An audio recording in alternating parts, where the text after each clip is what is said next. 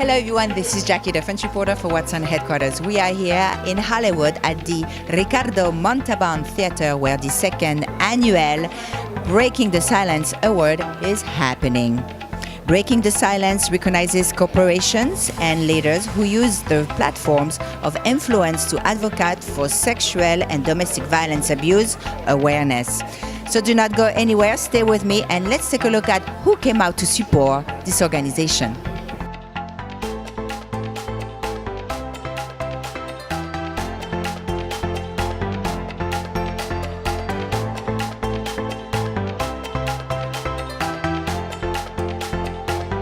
The meaning of Breaking the Silence Awards is breaking the silence of not being who you are born to be. I think that we have always kind of cowered and shied away from our natural being, and I think this is literally breaking the silence and saying, yes, we're here. Get used to it. I've been that girl, and I'm currently still being that girl sometimes because, since I got sober, my body has changed, my outlook on life has changed, and I am definitely not the Hollywood norm, even more so now. And stepping onto a red carpet, I always get really nervous that I'm going to be judged, and it's about saying to yourself, hey, it's okay. If I feel good and if I'm happy with who I am, that's all that matters. I don't care what other people think.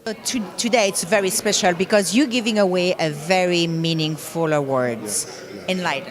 I am here to honor Tarana Burke, the founder of the Me Too movement, and the way she has changed so many lives with her bravery, her courage.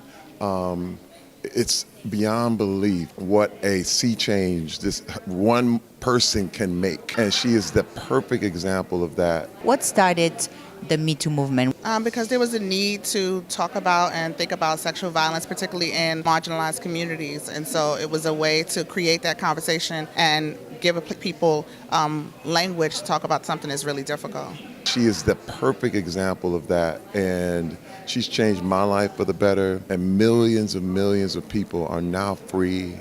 And she's actually spoke for the people who have literally been put away and been dismissed and been eradicated, and it's like their voice gets to speak from the past. I shared my own story. I shared an audio of me being sexually harassed while doing a bra ad for my podcast when I first started at Podcast One. I just shared it, kind of asking, what do you guys think of this? It wasn't a secretive thing. He made sure the story wasn't out. He hired a very prominent crisis management team. But what was amazing about it is that this individual, Norm Pattis, who I believe acted inappropriate with me, what happened, he was a UC regent on a board of directors of all the UC schools. And my listeners are college students, and they listened, and they eventually fought hard enough that he had to step down. It's very special because you are the title sponsor for this organization. Now let me ask you, there are a lot of foundations in town. Why this one? I sponsor ones that have meaning, that have merit, that make a difference, make a change, and they have to also obviously speak to me, and I know that they're making a difference, and that's really important.